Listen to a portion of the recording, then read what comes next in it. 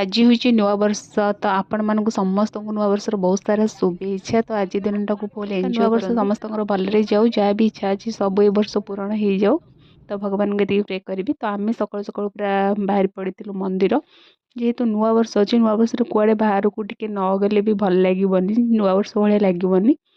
तो आम जाइलु माँ उर्गतरा टेम्पल से पहुँचिक देखलु एत लोक बाबा मुझे भाभी नी एत लोक होते जेहेतु से भोजी भात हुए तो से बोधे प्रबल लोक पूरा लाइन लगी माँ को दर्शन करने। तो माँ को दर्शन सारिक आम बाहर को पलि आसलु बार बाटे गुपचुप आइसक्रीम जहाँ खाଇବା कथा खाई नहीं घर को रिटर्न कर। तो मोर तो नुआ वर्ष एमती कटी टे बुलाबुली कर भल लगे नुआ वर्ष। तो घर को आसला आज चिकेन बनई जेहेतु समस्त भोजी थिला घरे कहीं खाइबार भी नथिले। तो तापर आमर संध्या बेले भोजी आसला बिरियानी मटन चिकेन पकड़ा पाएस। तो आउ घरे किसी भी रोषे ही नथिला। तो यहाँ हूँ नुआ वर्षर मिनी ब्लॉग पुणी थे समस्त।